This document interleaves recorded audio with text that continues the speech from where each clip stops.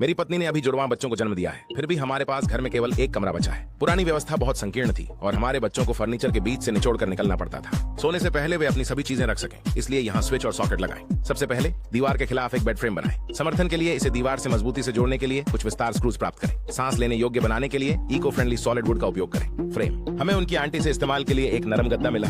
बिस्तर में light, ventilation और सांस लेने के लिए लकड़ी की पार्टीशंस थी। ध्वनि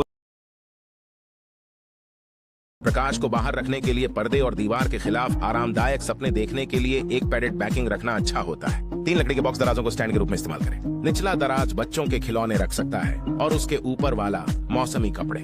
सीढ़ियों के अंत में सर्दियों की रजाइयों के भंडारण के लिए एक आधार कैबिनेट बनाएं। कोई बेकार जगह नहीं। कपड़े जो वे अक्सर पहनते हैं उनके लिए दीवार के खिलाफ फर्श से छत तक अलमारी लगाएं। सब कुछ साफ और चुनने में आसान रखते हुए उनके रोजमर्रा के अंडरवियर और मोजे रखने के लिए सीढ़ियों में एक छोटे दराज का सेट जोड़ें। उनकी पसंदीदा बेड टाइम परिकठा के लिए एक बुक शेल्फ को साइड में शामिल करें। इसलिए उन्होंने सब कुछ खोल दिया और शुरू से ही फिर से सेटअप किया। एक विभाजक के रूप में अग्निरोधक पैनल का उपयोग करें और प्राइवेसी के लिए पर्याप्त रोशनी आने देने के लिए पारदर्शी परंतु अपारदर्शी फ्रॉस्टेड ग्लास दरवाजे स्थापित करें।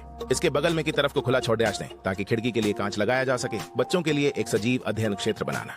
सभी आवश्यक स्कूल सामग्री से लैस होमवर्क के लिए अच्छी रोशनी सुनिश्चित करें। ऊपर गिरने से बचने के लिए एक लोहे की रेलिंग लगाएं। नींद दीवार के खिलाफ बुककेस की एक पंक्ति बनाएं जिसमें बच्चों की पसंदीदा किताबें अतिरिक्त पढ़ाई के लिए रखी जाएं। विपरीत तरफ उनके ट्रॉफी और पुरस्कार प्रदर्शित किए जा सकते हैं। मेरे बेटे का कमरा इसी तरह से डिजाइन किया गया है, पूरी तरह से फर्निश्ड, कार्यात्मक, अच्छी तरह से हवादार और अच्छी तरह से संरक्षित। फिर बेटी के लिए खिड़की के पास स्टील फ्रेम वाला एक बिस्तर बनाया गया।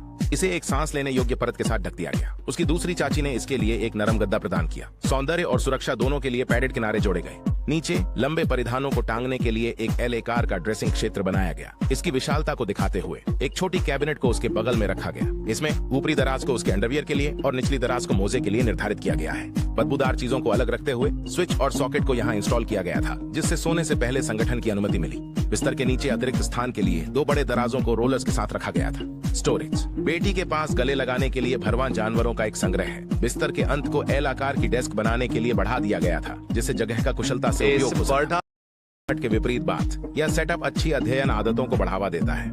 एक बड़ी किताबों की अलमारी दूसरी दीवार के खिलाफ बनाई गई थी, जिससे सभी अध्ययन सामग्री के लिए पर्याप्त जगह सुनिश्चित हो। ज्ञान संसाधनों के लिए बेडरूम को इस तरह से डिजाइन किया गया है ताकि हर बच्चे को अपनी खुद की जगह मिल सके। दोनों कमरों में उत्कृष्ट प्रकाश व्यवस्था और वेंटिलेशन पर